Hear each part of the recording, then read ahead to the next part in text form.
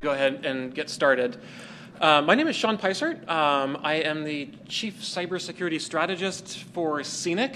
I'm also a staff scientist at Lawrence Berkeley National Lab, where I do research in computer security and also work with ESnet a bit. I am also an adjunct professor of computer science, adjunct associate professor of computer science here at UC Davis, and so I get around a little bit. Intentionally, I actually try and see computer security from multiple perspectives. Originally research, some teaching here. I actually teach computer security and privacy and health informatics at our med school up in Sacramento, and operations as well. So thank you for being here at this panel. I have a distinguished group of panelists here. Who I know are looking forward to speaking with you and are looking forward to any questions you might have. That's really, I think, what we'd like to make this is a discussion rather than us talking at you. But we'll talk at you if we have to. So, bring the questions early and often. So this panel is specifically about security in research and education networks and campus environments. I know there have been some other talks on security so far at this Cenic conference. I think we might have a slightly different angle for you today, and so with that, we'll just sort of move on here. So no surprise, for most of you know that computer security is quite different in research and education environments than it is elsewhere. We have different challenges, we have different goals, different missions. There are different solutions that are acceptable. We live in completely open environments. Our mission is to provide data and access and results to data and teach and explain things to the world. And that means we do this thing called open science. We have open networks. We have people from all over the world who are accessing them, who may or may not have credentials, who almost certainly aren't using two-factor authentication and all sorts of things like that. And so And yet, of course, we also need to maintain privacy. This is a big thing that is obviously very important on campus networks and providing security and privacy at the same time without trying to compromise either. There are also important aspects to securing the science itself. If our networks were nothing but littered with malware, we wouldn't be getting very much science done either. So how do we work in such an insane environment like this? Is essentially what I'd like our panel to talk with you about a little bit. In the context of Cenic, of course, Cenic operates the major research and education networks in California that connects the University of California, several of the large private universities, CSUs, community colleges, and the folks today largely are representing the university side of things as well, although, Michael, perhaps you have something you can say about some of the other parts of the networks that CalREN is serving too. These global networks are essential for science, and so how do we make this possible? I should add, recently, both Cenic and ESnet, the research network for the U.S. Department of Energy, recently announced this joint cybersecurity initiative to try and find common solutions. And perhaps, and I realize that certain parts of our panel have already been doing this for a long time. And so one of the reasons that I'm here, in fact, is to help guide and cultivate this initiative and trying to find some common solutions among Cenic and ESnet, and then, of course, work with the members of the communities that Cenic and ESnet serve as well, so that we can collectively continue to find common solutions that work for different organizations. So with that, I'd like to introduce our panelists. I'll give relatively short introductions to all of them and let them self-introduce further as well. Matt Bishop is a professor in the Department of Computer Science here at UC Davis and has been here since the early 1990s, I know, and has been doing research generally in computer security ever since then. One of the other interesting perspectives that Matt brings as well is recently and for the last several years the chair of the campus IT committee, I think. This year. This year. Okay, all right. We've been on it for previous years. I've been on something called okay, all right. Yeah. And so has some perspectives, not just of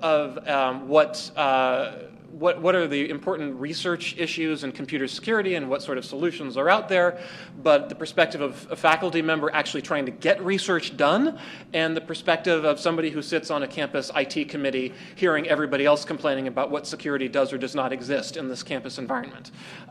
Michael Sinatra is a network and systems engineer at ESnet and has been at ESnet a number of years, but at UC Berkeley prior to that. And I know you can fill in on this as well. And Michael is deeply ingrained with numerous aspects of the running of networks, including security. Dewight Kramer is in information security here at UC Davis and reports to our CIO here, Cheryl Washington. And Paul Rivers is the CISO at UC Berkeley. And I looked at both of your resumes, but again, I'll let you elaborate on those a little bit too. I thought we might actually start from the perspective of a faculty member here on campus to frame a little bit what it's like to be a faculty member trying to get things done, and particularly for somebody who's got some background in computer security and computer science, trying to fill on what the perspectives are of some of the ways that one might go about doing that. And so each of them is going to speak for about 10 minutes. We'll certainly leave some time for Q&A at the end, although we'll be happy to try and field some in between. So Matt, grab a mic. Thanks, Sean. Since you mentioned my affiliation with the Academic Senate Committee on Information Technology, I feel obliged to make a disclaimer. Anything I say is not the opinion, ideas, or thoughts, or even necessarily beliefs of the University of California, the University of California at Davis, the Academic Senate, the Academic Senate Committee on Information Technology, anyone else, your cat, or necessarily even me. Okay, that said, faculty basically have two main goals: to teach and to do research, and also to do service. But I'm going to focus on the teaching and research, since those are the ones that are tied most closely to campus. When we teach, of course, we operate under constraints of protecting student confidentiality. The grades, who can see the grades and such, are controlled by various federal laws. We also want to protect their integrity, of course, so that they can't mysteriously change and go up or down. The third thing, though, is a little bit more difficult, is availability. That's absolutely critical, particularly at certain times of the year. For example, faculty right now are getting in their grades for the winter quarter. And if the systems we do the grading on have problems and we can't get to those grades, we may not file them in time.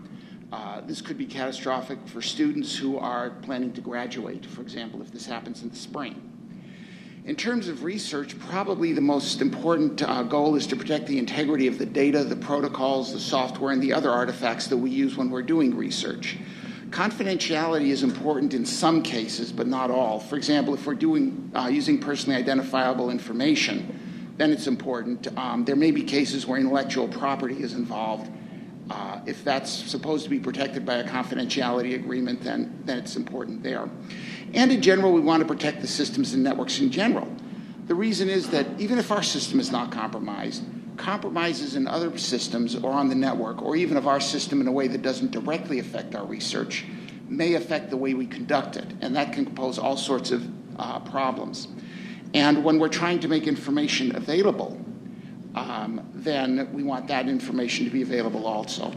So more generally, probably the best way to sum this up is to say that I don't want security to interfere with my work. For example, if there's an automated update system, updates, as you all know, are critical to security because they include security patches. That's great. Go ahead and run them automatically. However, if they break something that I'm using, then that can have very bad effects. We saw a little bit of this when Microsoft stopped supporting Windows XP.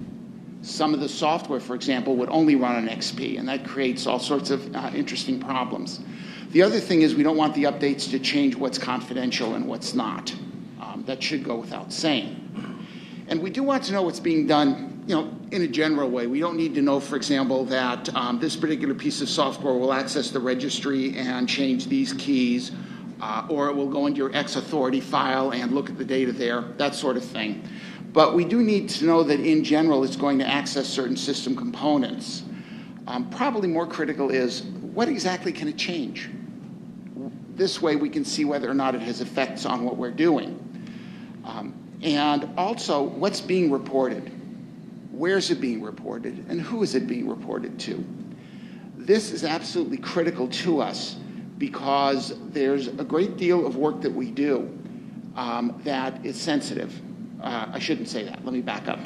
There's a great deal of information that we're using that's sensitive. We don't want that information leaking out. PII and IP I already mentioned. And also, the university respects its faculty members' privacy. So this is also a matter of privacy. For example, is the university looking at the emails we send around? Well, could it look at the emails we're sending around? Those sorts of things. We need to know them so that we feel comfortable and confident that the university is protecting us. And in some sense, this is kind of a contradiction. We want to know what's going on, yet we don't want to know what's going on. And basically what it boils down to is the contradiction can be resolved by pointing out that we just don't want to worry about security. I think in this, by the way, we share this idea with maybe 99% of the human population who deals with computers. The other aspect to this is that in many cases it's important that we maintain control of our systems. It may be because we have research equipment on there, or they're connected to research equipment. It may simply be that we want to use the systems to train students. For example, if we're doing high-performance computing, one of the steps that many faculty use is to have the students set up the systems so they understand how the systems will work and interoperate. If that's being handled by someone other than the students, they'll lose that knowledge or that experience. And if that control is going to be taken away, we need to know why and what will be done to make sure that we do have the control that we need in order to maintain the systems and do our work. And what this ultimately boils down to is that the faculty point of view needs to be represented in security decisions, both in policy and in mechanisms, because those decisions affect us and our students and the way we work. Just as faculty typically do not know much about security, certainly don't know the ins and outs. But similarly, security people and IT people often don't know the ins and outs of our research. And so the security requirements may clash with our research requirements. And at that point, we need to talk and figure out how to resolve the conflict. Further, there may be unintended consequences of policies that are put in place or mechanisms that are put in place. And it may be, for example, that some of the mechanisms are perfectly harmless, but they appear to violate privacy. And that would be something that faculty should be told about and would have to be worked out. And this is especially critical in a university where faculty members have a role in the governance of the university. Because if they are bypassed, then the immediate question is, why are we being bypassed? What's really going on? And it breeds suspicion and mistrust. And I think that gets to the other point that I wanted to make, namely that of openness. In security, which is Sean Pizer had said I do teach, there is something known as the principle of open design. What it says is that the security of any mechanism or any policy should not depend upon its secrecy. Secrecy can be an additional hurdle, but if you depend upon it, you have none. And this has been seen a number of times. My favorite example is the DVD CCA, where they kept the algorithm secret until someone figured it out. Then in order to suppress it, they had to show the court that what was being released was in fact their algorithm. So they filed an affidavit signed by the president of the association saying, yes, here's the algorithm, you see how it compares. One day later, they asked that it be sealed. It had been put on the internet for that one day because this was in Santa Clara. Anybody care to guess how many downloads they got? That's the point. When you try to keep things secret, information does leak out. And often it leaks out incorrectly, and so people get the wrong ideas. Now, anybody will understand if some details can't be released. For example, if there's been an incident and the lawyers are involved, you're probably not going to be able to say much other than, yeah, that place got attacked. But if you're doing an investigation, same thing. But, by the way, if my system is involved, all bets are off. But giving as much information as you can is helpful.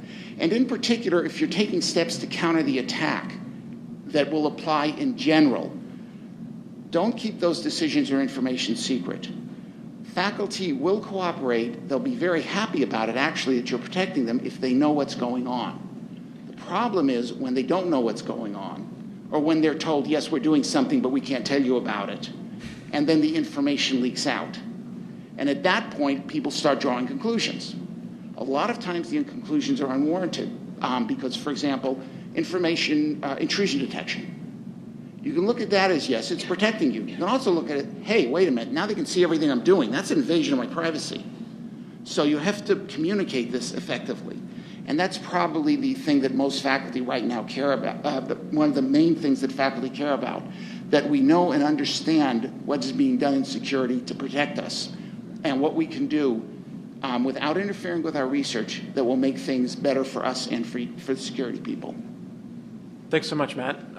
There are so many interesting nuances to the way a university works, as I'm sure many of you know, that make it so different from many other types of environments. And it's really interesting to hear about some of the internal contradictions, as well as maybe some of the misperceptions in the way university looks really hierarchical from the outside. You have a chancellor and vice chancellors and deans, and kind of looks regimented. And I was just thinking, good dreams. Yeah.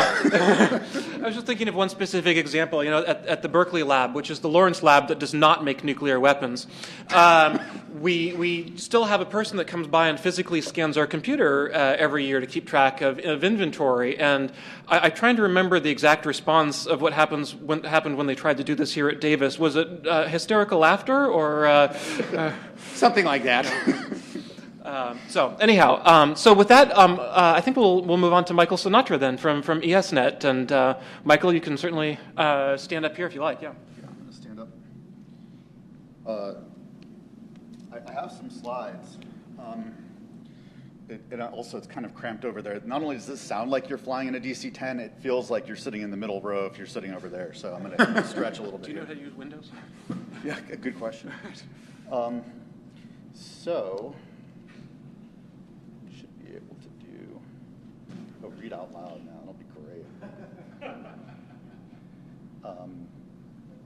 Here we go. So these are slides that I have, and any resemblance to anything I'm going to say in the slides is purely accidental. My grandmother did these slides, so she used kind of an old-fashioned term, NSP, which means network service provider. But what a network service provider is really ISP, RNE network, sort of a catch-all term for those kinds of things. You've seen this map already because Greg gave it. The one thing that I want to kind of impart to you is what a large physical footprint that is. Just that part that has the America in it is that's 14,000 miles of fiber right there. That doesn't count the 5,000 miles per transatlantic link that we have, and 4 transatlantic links plus a loop around London, Amsterdam, Geneva, stuff like that.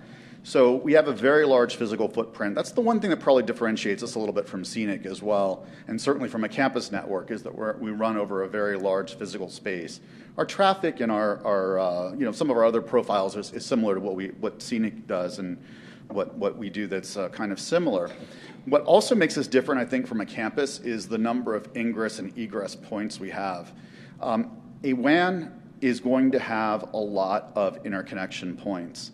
I ran the numbers in a absolutely delightful exercise I did last year for the Department of Energy. I ran the numbers, and it was something like close to 200 unique entities that ESnet peers with. We exchange traffic, we exchange routes with a little under 200 unique entities, companies, labs, things like that. And we have over 500 interconnection points. So 500 logical or physical interconnection points. If you compare that with the campus network, when I was at UC Berkeley, we basically had 2 physical connection points that went off, and we had 4 border routers. So roughly, orders of magnitude greater than what you're used to on a campus. We can argue all day long, and I'd love to, about whether or not it's a good idea to treat the campus perimeter as a security perimeter. But it's almost impossible to argue that a big WAN with lots of interconnections can really be a viable security perimeter. You can't even conceive of that in certain ways. So we do still have security perimeters, but they exist immediately around the things that we think are valuable, that are important to us, and that carry as much risk as we do. So Graham kind of put these slides out of order, but what I'm really trying to point out is that the thought of perimeter security is different when you're in a WAN than versus when you're in a LAN. And the difference really also involves some of the things that are of biggest concern to us.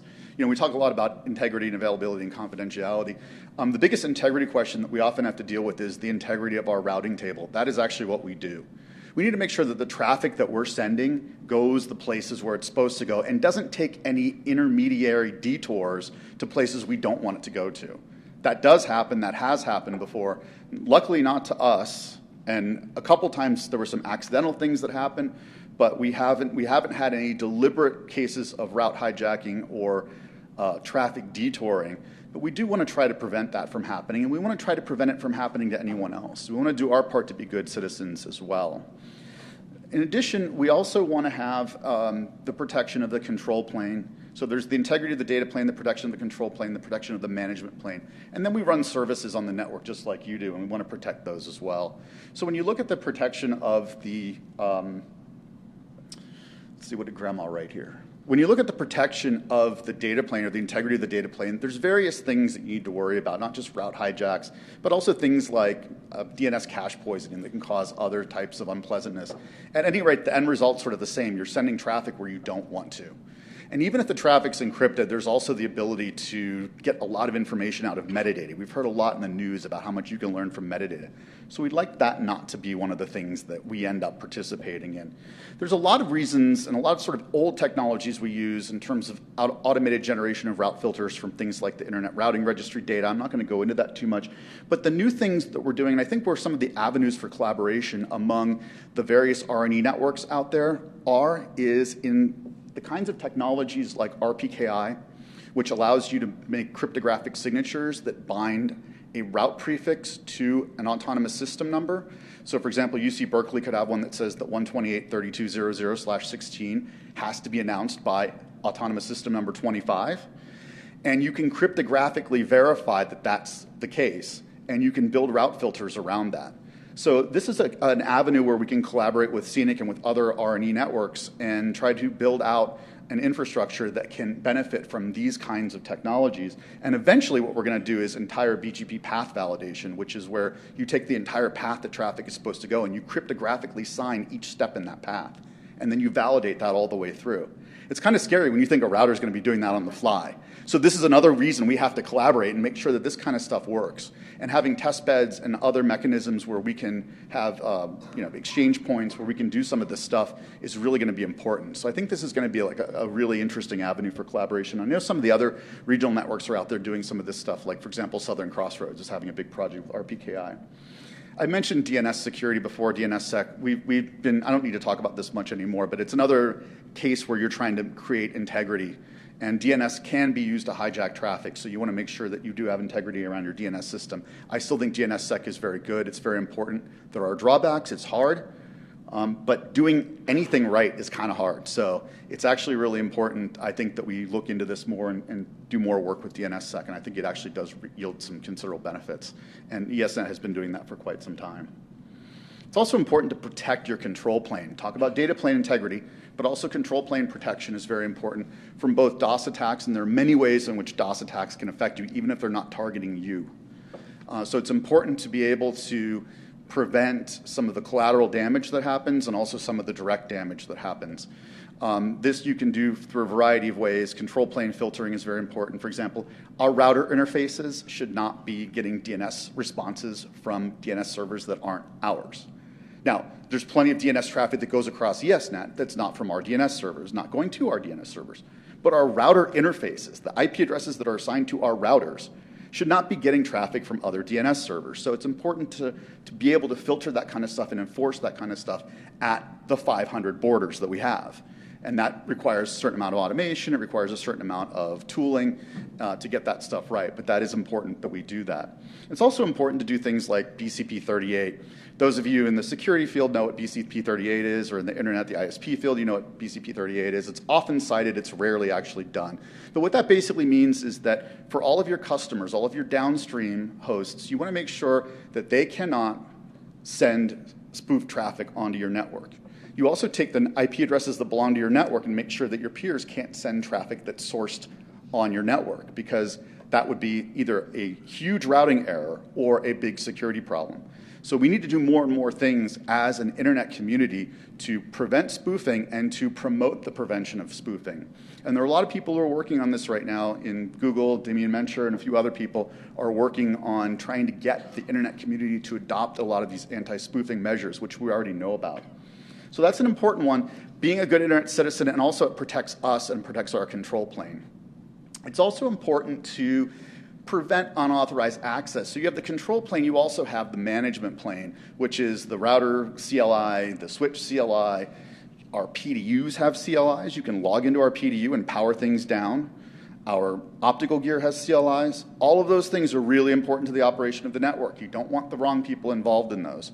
The way we've dealt with that over time is to build, and this is something we've built for a while and we've had in place for a while, is essentially a two-factor shell that goes around all of these. So there's very aggressive ACLs, very hardened networks that these different interfaces sit on, and then you can only get into those networks through a series of bastion hosts that enforce a two-factor authentication. Now, if the device itself can do two-factor, we still do the two-factor on the device. So you have to go through multiple two-factor steps for that. Fortunately, there are ways to make that easy for people to do. But the idea is, in the ideal world, we have a crunchy exterior and a crunchy interior. But for those things that can't do anything but be chewy, we still keep them inside a very hard exterior, and that's really the idea. We call that the Secure Authentication Domain, or the SAD. And then finally, there's really the kind of stuff that we have to do as a service provider. We're running services like you are. So we have to protect our hosts in many of the same ways that you do, using firewalls and having actually a security perimeter with your standard intrusion detection system. What we actually do is we create security perimeters within our network so that we don't use the whole network as a security perimeter, but have a smaller security perimeter that's much more manageable. And I want to just identify one of the things we do. I put a bunch of things in here, or Grandma, I'm sorry, I put a bunch of things in here. One of the things I do, and the reason I want to identify this notion of security zones is because I stole the idea from Paul. And so since he's right here, I wanted to give some credit where credit is due. But UC Berkeley implemented some sort of kind of a zone security. And the idea behind that is what you want to do is have not infinitely granular security, but not one size fits all. So you try to group your services according to their risk profile into a set of graduated security levels, basically, and you apply different controls based on the security level that's there. And so we're trying to do that because the other option is that you have 18 million services with 18 million different router ACLs and 18 million different other things. And if you look at the ACL right there, that's not used anymore. In fact, that network doesn't actually exist. But if you look at it, you'll notice there's a mistake in it, or there's actually an inexplicable set of rules there if you look at it carefully. And that's the thing. There were a lot of ACLs that we had for a long time that if you looked at them carefully, you'd see, why do you permit that and then permit that? That doesn't make any sense. And that is one of the things that we've had to deal with over time. So streamlining our ACLs, creating granular but not infinitely granular security zones was really important for us. There's a few other things, obviously patching, all that stuff, automating as much as you can, building in automation both to the network and to your hosts. And I also, automating your configuration management, I also kind of like ecological diversity. This is sort of my soapbox. I don't like monocultures, so we actually do have some manageable diversity. We don't run one operating system. We actually do run multiple routing platforms, although there's some argument about whether we should be doing that or not. And you know, that's a trade-off. That's something we have to manage, is whether you want to try to support multiple things or support one thing that's easier to support, but perhaps can be, you know, have a crippling single bug that can make a big security vulnerability and create huge headaches. So that's about it. There are three major things we have to deal with, and this is how we do it in the WAN. There are lots of avenues, I think, for further collaboration, and I'd like to talk about those in the discussion. So I'll bring it on to the next person. Thank you, Michael.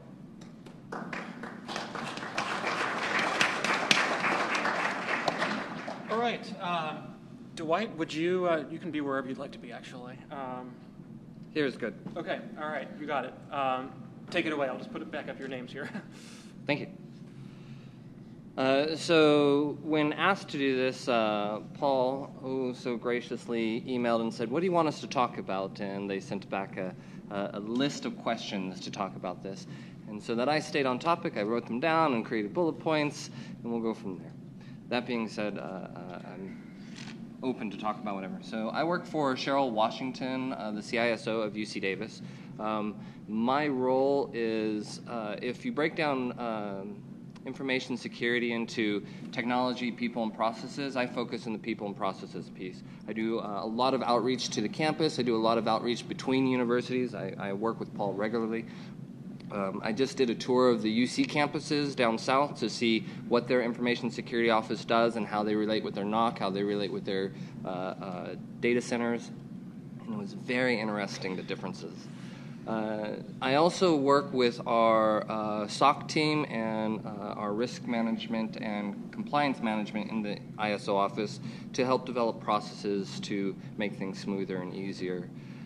So SOC for the uninitiated, Security Operations Center. Security Operations. So that being said, one of the first questions I was asked is, what are the issues that UC Davis faces every day as it relates to information security? And highly oversimplified, really broke it down into a few areas. One is rapidly and continuous change, both in information industry, but also in the education industry.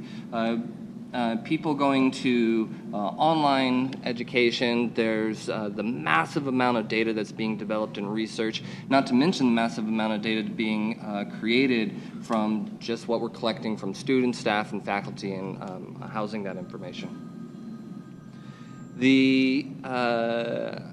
It's a highly targeted network, and again, industry in particular. And again, that's both in information as well as in education. So you don't have to look very far to see that information technology is targeted. I mean, a good portion of the Eastern Europeans' economy is based on stealing information. So it's not very hard to find examples of that. But what people might not understand is higher education in particular, it's also coveted and targeted. So R1 institutions have very large networks. We have a gig research network, and in my tour of the southern campuses, some of them are looking at going to gig commodity network because it just absorbs DOS attacks. It's just a way that they can deal with it. So that was interesting to find out. That is by far larger than most companies have. And so attacking our network, getting onto our network, and pivoting is a huge benefit to hackers and outside agencies. At the same time, we have tons of information. So I work with our security department to help the campus secure the PCI here on campus, which has been its own form of pleasure the last few years, as well as we have health and medical data, highly debated if it's HIPAA or not because of the covered entity issue. We have GLBA, Grime-Leach Blindly enact. Graham-Leach Bliley, yes. Thank you. We have FERPA data that has tons of PII on our network, and so there's so much data that is highly coveted from groups out there. As stated earlier, it's a highly decentralized environment, and that's both technology-wise. So we have a diverse sets of technology on campus, things that still require XP, but also old Sun systems. We have cutting-edge technology that's out there. We have a variety of operating systems that are Mac-based or Linux, Unix, everything, and Windows-based. We have research technology that I don't even know about until something goes wrong. So it's a highly diverse environment, and the last piece of that is competing priorities. And so that really comes down, everyone understands the budget part that the security is competing for budget for everything else, although this year a little less competing because of certain things that are happening. But as a general rule, there's always competing priorities in the finance.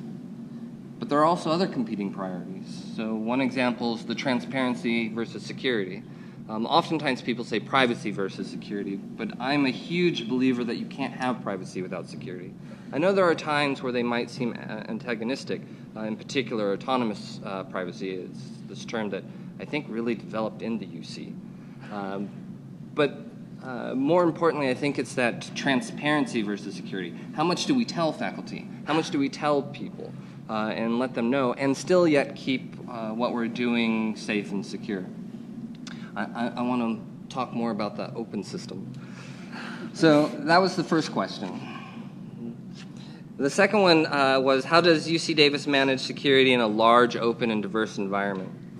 And so for UC Davis, we really break it down into two places, highly oversimplified, two aspects. One is we're approaching it from a holistic standpoint. So again, I went to all the southern UCs, and I work with Paul regularly, and I'm planning on touring the northern UCs this summer.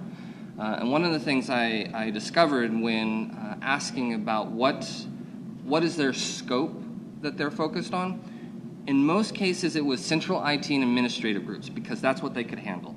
Reaching out to the departments and faculty, they just were ignoring at the moment because it was too much for them to deal with. Cheryl Washington has made it very, very clear our role is to be security experts for the campus. I have talked to many faculty when they email Cheryl and say, hey, I need to know, why should I use a VPN? I get the email, I call them up, and we have a little talk about what a VPN's for and how it's used. So really being subject matter experts for all of campus is our scope. In that regard, we're trying to mature our Security Operations Center so that we can develop metrics so that we can measure the security and safety of campus just to see what's happening. It's not so much that we want to monitor and know and read people's emails, but we do want to see what's happening so that we can protect the campus at large. Outside of that, UC Davis in particular is really working to develop a risk management department as well as a compliance management department. So last few years we've had issues with PCI, and we were able to get compliance, but it was a growing pain to do so. And so what we've decided to do is work on a department that can help other departments on campus that have compliance requirements to get compliant before third-party auditors come in and check them out. And so PCI is one of them. HIPAA is another. NIST 171 is going to be an issue really, really soon. So, and then the risk department is we're developing risk evaluation or for vendors and for departments.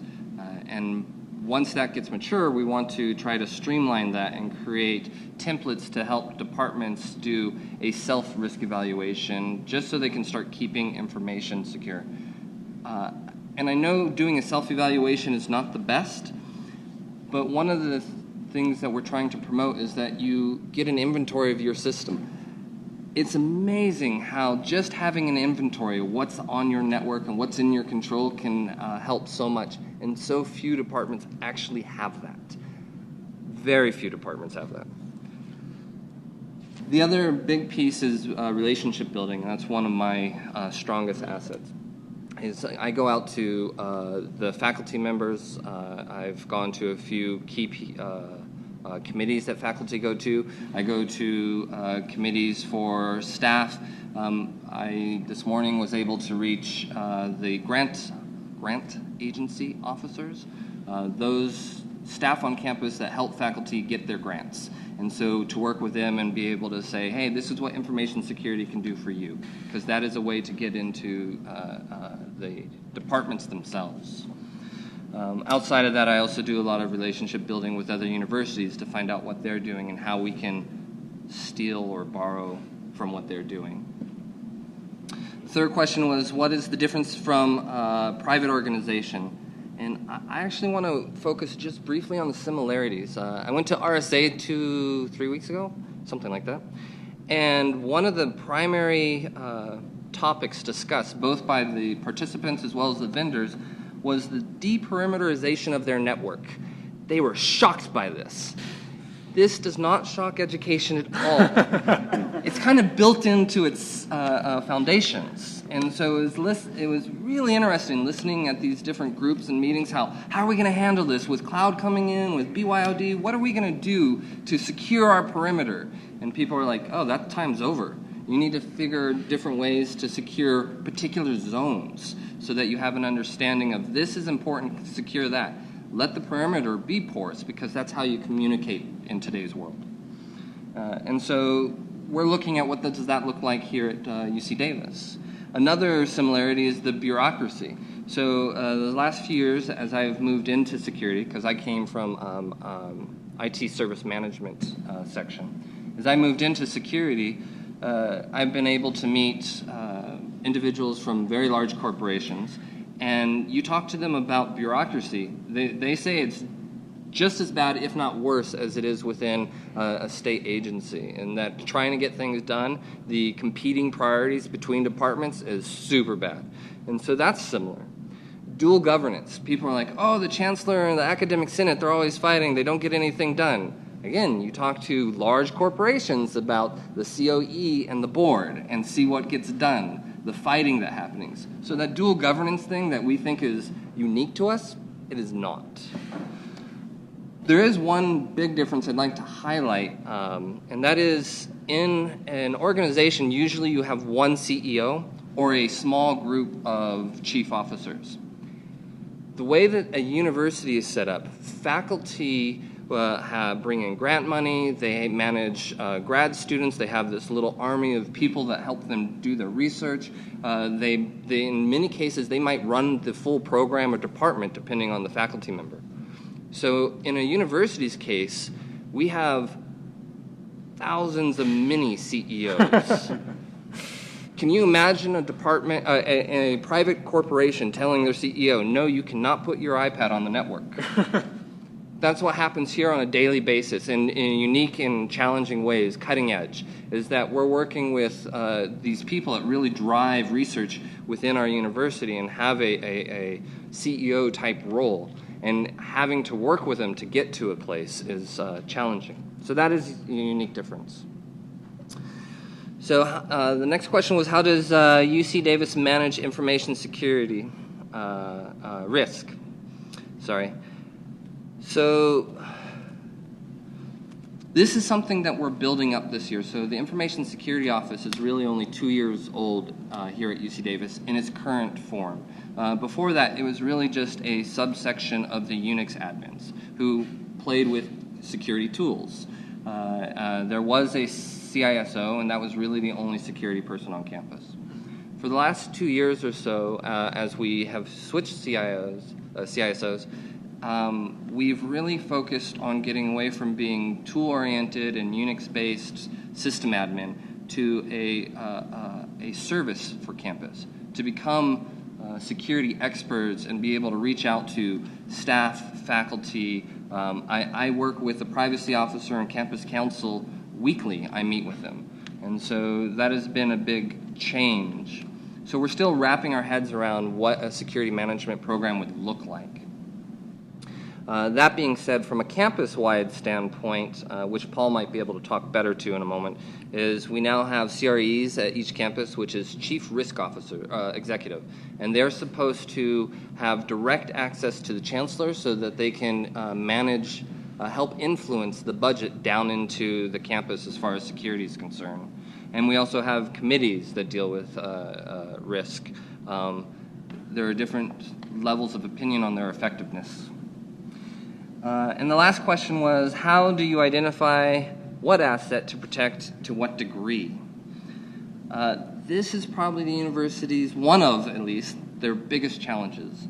How do you identify assets? I mean, departments themselves keep almost no inventory as a general rule.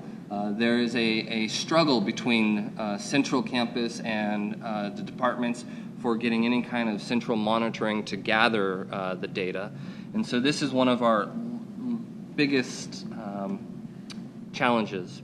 That being said, it's one that leadership has recognized, and here at UC Davis, one of the things we've done this year is the CRE, our Chief Risk Officer, who here on this campus is our provost. Has sponsored BigFix, which is an endpoint management tool, so that we can put that on the computers, start doing scans of our network, get an understanding of what is the size of our network as far as endpoints, what are the computers that are out there, how can we start protecting them. So this is a huge win for us. But we're also looking at other tools. The vulnerability scanner can help us track things, being able to monitor the network through our SIM and other tools. So that was really the sets of questions. Thank you, Dewight. We appreciate that. Paul. Hi. So my name is Paul Rivers. I'm the CISO at UC Berkeley. I've been at Berkeley for 12 years. I've been doing IT or security for about 23. And the team at Berkeley right now is 4 teams with 22 staff that deals with security operations, risk and compliance, legal and policy, and then also our identity and access management teams. And the reason I suggest that is I think it's about 6 years ago, I think it was Michael was still at Berkeley, security at Berkeley met a incident response team that had as it was described to me, their goal was to protect the world from Berkeley, and not the. And so the idea is that security it's such a wide open environment that had been so wholly owned by outside attacks that was being used to attack everywhere else on the internet that Berkeley was just being shunned. That the organization finally said, we really have to do something. Let's get the group together and tell them to go figure this problem out. And so what's interesting is to contrast that then and now. So now we want to say we have this more comprehensive information security risk management program and all the rest. And I mean, that just looks nothing like get a group of people together, put them in a closet, and give them bro and snort and tell them to figure it out. So it's a really different approach. And so when I was thinking about what's hard about doing security in higher ed and how does it differ from doing it in the corporate world, I mean, I did spend 6 years at Barclays Global Investors. It was a financial firm, and thank you. It's night and day difference. I mean, it's a very top-down organization. They have a finite number of systems that they understand. They know where they are. They're willing to spend a lot of money to protect them. I mean, it's in every single respect, it's the opposite of being at UC Berkeley. So I was trying to think through, what at a high level are some of the real themes and the differences. And I think that evolution of the security program from this incident response to a more complete program really informs what came to mind when I was thinking about that, because it's usually not the technology. I mean, the technology, frankly, is the easy part. The hard part has been about the cultural shifts and the people and the processes, which is Dwight's emphasis at Davis. And so, there's lots of interesting things that we could talk about in terms of the technology. But really, the three themes that I wanted to touch on was really how do you scale across the institution? I mean, Dwight said it really well. You have hundreds of thousands of CEOs. You have hundreds of different departments that are all independent. They're doing their own thing. You want that kind of environment where they can stand up and take off in a new direction. You don't want to do anything that's going to get in the way of that. And yet you still need to have some way to figure out capacity planning for security programs and where are your critical assets on the network.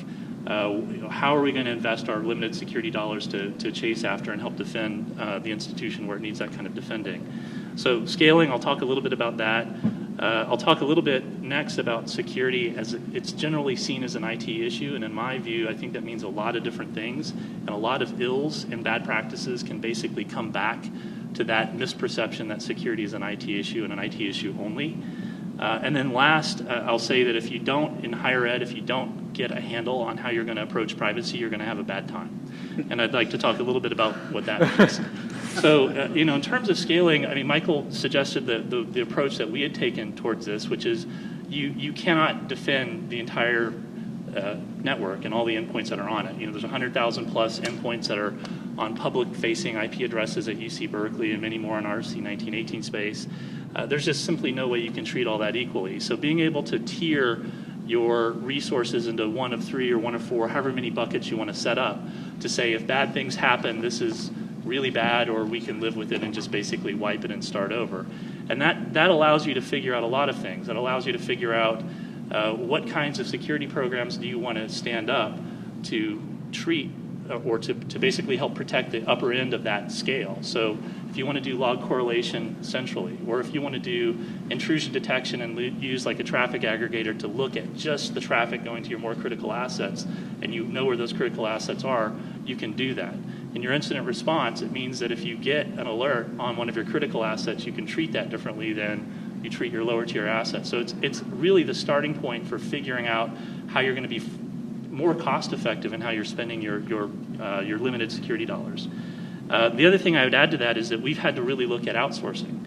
And that was something that was really not popular, especially within a higher ed environment. That I think when I worked in the corporate world, people wouldn't think twice about that. But we started looking at, look, do we really want to invest in maintaining skill sets in forensic analysis? It's a commodity service that we can buy, so let's make sure that we have master service agreements that we can utilize if and when we need to do that. Similarly, we moved more into reviewing contracts to make sure we have terms and conditions for privacy and security. Well, we know that there's no way we're going to be able to scale up to meet the bursty kinds of demands we get as we see different contracts roll down the pipeline. And so making sure that we have an outside legal firm on retainer that we can use that are trained up in what we care about at Berkeley, not in what they might have opinions about, to help us deal with that demand. That was another way that we've looked at basically outsourcing a portion of our security program. So really figuring out how to tier that your approach and what you're focused on, to me, that's one thing that is very different than in the corporate world, where it tends to have been a crunchy exterior, crunchy interior, and a lot of times they just invest equally across the board. So the second thing is I want to touch on was the security is seen as an IT issue. One of the biggest challenges that we've faced is just knowing where these critical assets are, right? You can't ask the IT people to know where the critical assets are, what data these assets have on them. How bad would it be for a particular researcher or a particular administrative function if this resource was compromised and it's simply not available for several days, let alone there's some obligation to notify or some other statutory regulatory impact that might be in play. So developing ways to reach into and engage with the faculty and the administrative side of the house has been one of our biggest challenges as we've gone from incident response to information security program. So having those liaisons, making sure that you can facilitate that, because I don't think you can just go into a unit and say, what we need you to do is provide us an inventory. You have to give them a step-by-step process. You have to put boots on the ground from your security team to help guide them through that and figure out that you're going to do that over a series of years to identify where those critical assets are. But shifting that and understanding that the unit, whatever that is, whether it's a PI or an administrative unit, they have that role to play. They are, in effect, the starting point for your security program. That took us years, I think, to finally realize that at Berkeley.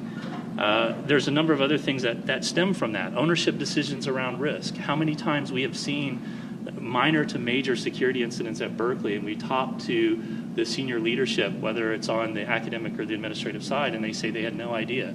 They had no idea that they were carrying that level of risk in their environment.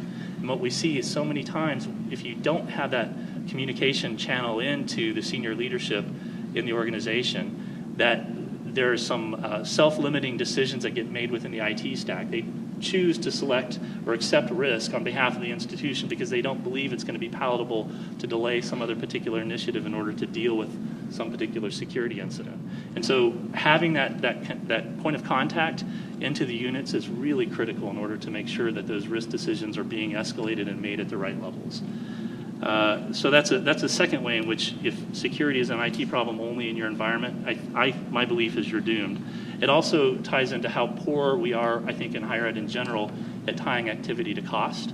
And so if you can get that understanding within the leadership portion of the institution outside of IT, that there are certain costs associated with their behavior. If they want to undertake a particular initiative and it's going to be that critical for them that there's going to be a cost that is associated with that for protecting that asset, then you can start to have, I think, more rational conversations around funding and everything else that goes with the overall problems that we run into in terms of funding security on the campus. So that's, security is seen as an IT issue. I would even go one further. This is a bit revolutionary. I think most schools aren't used to thinking in these terms, but if you have security positioned within IT, I think you actually have a problem. I mean, security is certainly within IT at Berkeley. But if you look around, you start to see more and more institutions where they're saying that's not actually the right place to put it. So like UT Austin is an example, or what Penn State is trying to do. They're saying, really, we want to put information security as a broker between the business or the academic side and the IT service providers. And we want to make it very clear that there's not a conflict of interest in brokering that relationship. To me, that makes a lot of sense. But I think for a lot of schools at this point in time, that's still a bridge too far. And so then the last thing I touch on a bit is privacy concerns and how radically different they are than you would see in the corporate environment. Dwight's already covered this, I think, really well, this idea that you have the protection of personal information and information privacy, and where security and privacy are in line. But then you have this autonomy privacy, this surveillance of what you may or may not be up to on the campus network. And that was critical when we started looking at taking our security program from incident response to something more than that. We know that there was kinds of data that we'd like to collect that we hadn't been collecting before.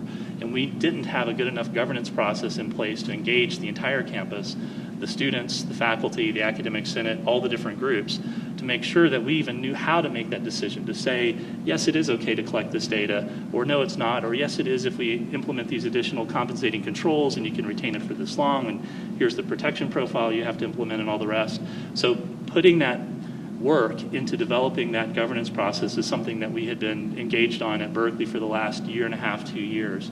And with the exception of some recent events in the newspaper aside, had been going reasonably well. So, making sure that you have that and you have the buy-in from your faculty and your students and your staff is absolutely essential. And it's just a question that, frankly, never came up when I worked in the corporate side. Thank you so much.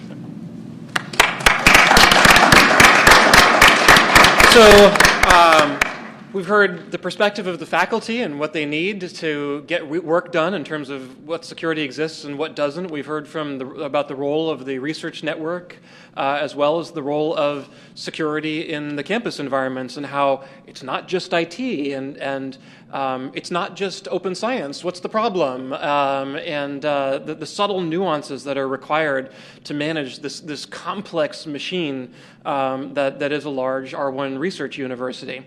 So we've got a world-class group of panelists in front of you, and I'm sure they would be very happy to take your questions. I know the clock says 2:30 or thereabouts, but I've actually been told we can run a little long. So please feel free to step up to the mic. And I think we've been asked to talk into the mic if we could up here.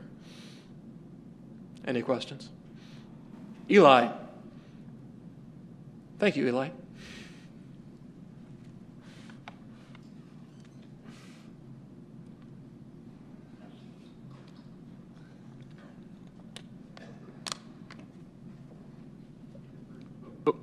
There we go.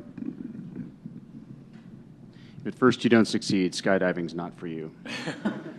So I wanted to ask for a little bit of additional detail on the notion of separating security from the operational side. I like what you were talking about, having the security organization sort of as a bridge or something like that, but I've seen a lot of walls get built up when the security operations people are different from the people who are actually running systems and who are responsible for the correct functioning of those systems from a user experience perspective. Right. And there's clearly no one right answer in all environments, but that's a danger that I see in that. I just wondered if you could speak to that a little bit. Well, I'll try, because that's not how we're currently organized. So, I mean, I agree with you that I could see that would be a danger, making sure that you maintain and build those relationships. But I think that's going to be a danger regardless. I mean, we saw that even today with our security operations team being separate than our networking team. That had been a challenging relationship at times, right? Oh, yeah. Because they're not the same team and they have very different goals. Yep. And so I think you're going to see those kinds of things almost regardless. Right, that if you don't figure out ways to align with the service providers, you're going to have challenging times ahead, right? I think also it comes down to what is it that you're going to how are you going to interact with these service providers? So I don't know what you have in mind, if you're thinking system administrators or application integrators, or if there's a particular audience that you have in mind. But what the security team would do in that model that I was describing is you're effectively brokering what those requirements are that get set once the academic or the business side say how important that particular resource is to them. That is translated to a specific list of controls by the security team, handed over to the service providers, who then go and implement that, right? So now, to the degree to which you might choose to implement common controls across the organization, so for example, if you're looking at like SANS Top 20 or whatever they're calling it these days, there's something about log correlation analysis and so on. You may say, well, what we're going to do is we're going to stand up a log correlation analysis program because we don't want every group to go and implement that on their own. Right? And so then, what's that onboarding process look like? And from that point of view, I would think for most of the IT service providers, that'd be a pretty happy message to hear that that's something that they don't have to do. There are certain configurations they have to do to send their logs off, or maybe there's an agent they have to install or whatever there is.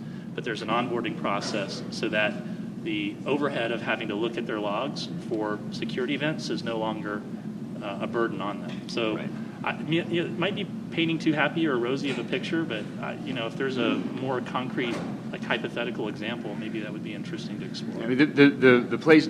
Well, go, Michael. So one of my formative events happened about 2009 or so. So I'd only been at Berkeley for 17 years, but it was sort of formative anyway.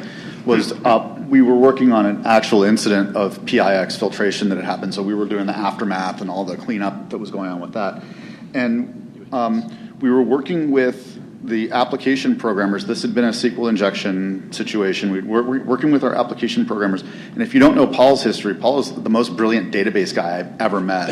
He can do things with Postgres that I couldn't imagine how you do them.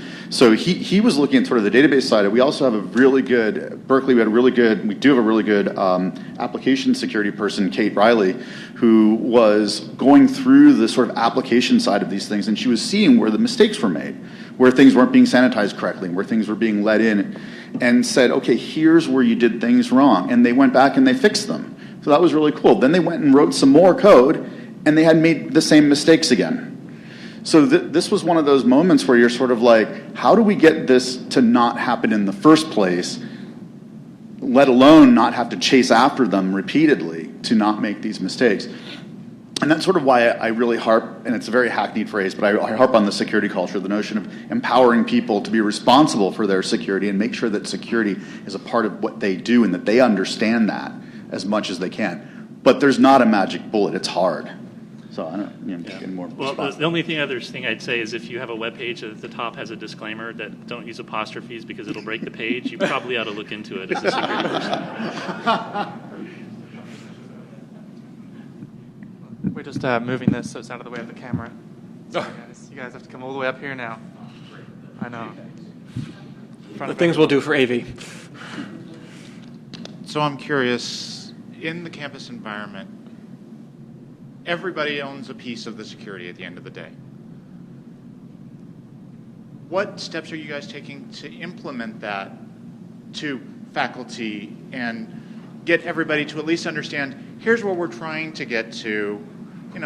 You can't start there, but you've got to message it and train to it and speak to it continuously, because you always have new people coming in, new devices walking onto campus, new regulations going into effect. How do you block and tackle some of that, and does that come from the security team, or are there other teams that are helping to develop that messaging that you're working with to get that out so everybody's at least hearing the same message? Now, whether they answer it or not is another story, but at least get it out so everybody knows. If I could take a shot at that. So, I think there's a partial answer there, because I think the full answer, I don't know how to solve that. Yeah. But the partial answer is I think you have to be better about the roles that you would like to create on the campus for security, and make sure that there's an education and a training program designed very tailored to those specific roles. So when I was talking about being able to have a line of communication to academic units or to administrative units, that really needs to be a formal role that's actually named, and you need to actually resource for that so that there's a ongoing training program. So if you're not willing to put boots on the ground to do that, then it's just not going to work. I mean, you just can't put it down on a piece of paper saying you're in this role and good luck, right? It really has to be something that you facilitate and can get them together to talk about it, and they understand the value and why they're there and all that kind of stuff. That said, I mean, the counterexample where I say it would work for those kind of large-scale macro roles, but there's all kinds of areas that we still miss on this campus, and I don't know how to address it. One area in particular is with faculty. So we've seen this rise in data use agreements where in the past the PI could basically sign for themselves and just say, yeah, I meet these security requirements that I may or may not have read. And so now they can't do that, and now they have to get somebody like me to sign that for them. Well, I'd like to at least spend an hour talking to them before I just kind of rubber stamp it, right? So we would stand up this little engagement model where we can go in and we say, okay, if you do these things and you agree with me and you sign here, then we'll sign your paper, and you can, I know we're doing this at 5 p.m. on Friday because that's your deadline, and you can turn it in, and you're just assuring me that you're going to do these things before you actually take possession of the data. Well, we stood up one, and then we got another, and then we got another and another. So we got like a CPHS one, we got an NIH one, and trying to talk around the institution to say, well, how many of these are coming? Like, how do we even let the different PIs know that when they go to get their data the next time, that they're going to run into this roadblock that they didn't anticipate? We still don't know the answer to that. We talked to the IRB, and we talked to all the different groups on this campus that could potentially have inroads into the PIs that are doing this work. And we're just kind of casting nets and seeing what turns up. So those kinds of cases, I don't have a good answer. I want to echo that. We don't have a good answer at UC Davis either, but that's part of what my role is to do continuous outreach into campus, to develop relationships with the academic, well, less the academic senate, the CISO does that, but different academic departments, the granting agency, working with different groups and continuously going out and talking with them and getting on their agenda and their radar and saying, hey, this is important, this is how we're here to support and help you. Matt, do you have a faculty perspective on this, maybe?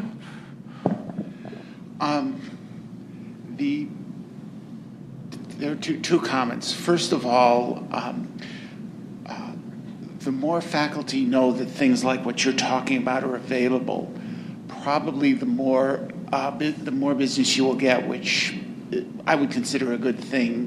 Not sure time-wise it is, but and if in particular you can phrase it as, here's how it's helping you, that faculty will tend to buy in. If it's laid as a requirement, then people will probably object. People will probably not object, but push back. The second thing is that I think that you're going to be seeing much more of those agreements because they're becoming more and more common now in grant work. So I think Woody Allen said it best. I wish I could say something positive. Would you take 2 negatives? Just curious, do you think that technology-centric faculty can help with the messaging to the rest of campus too? I think it helps to a degree. I do know that when we work with the campus CISO and campus IT people, we're usually able to do things that will make, I'm not sure both sides happy is the right way to put it, but both sides acceptable. Right. And we've done that in the past. So the UC Davis group is really good at that. Important question. Thank you so much. Any other questions for the panel? Oh, thanks. I'm John from Berkeley. You spoke about monitoring and collection and outsourcing of resources such as corporate attorneys and forensics. Can you speak to the trade-offs and risks between data collection and monitoring versus, say, external legal actions such as subpoenas and illegal acquisitions such as data theft, both when in-house and when outsourced? So I'm trying to make sure I understand the question, because in the case of the forensic work, right, is it the idea that we're shooting off like images of machines or network data to look at, and what's the risk associated with that? Is that Correct. The gist of the question? Yeah. Well, there's the question when you do data collection and monitoring in-house, you have the risk of your own systems being compromised. You can be subpoenaed, but UC Legal Right. is really, really good at keeping away other attorneys. But when it goes off-site to another company, Right. What is the increased risk there?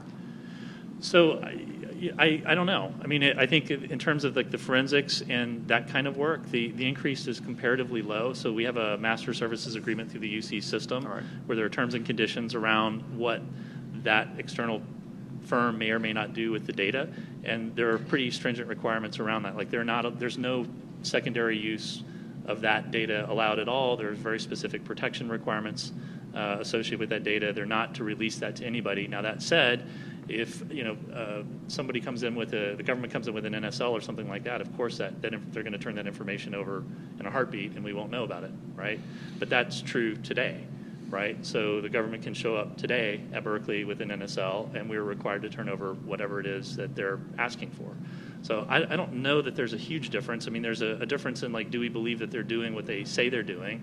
We do take some minimal steps to assure ourselves that they really are. Right, so I think that's a very different proposition than like wholesale monitoring that could be outsourced to an outside firm, right? Which is not something that Berkeley does today. Now we're seeing a push that direction by the UC system as a whole, driven out of Oakland, but that's a different conversation.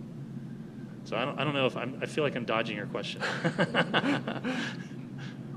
No, you answered it, I think. Okay. Is that there is not much of a difference between doing it in-house, out-of-house.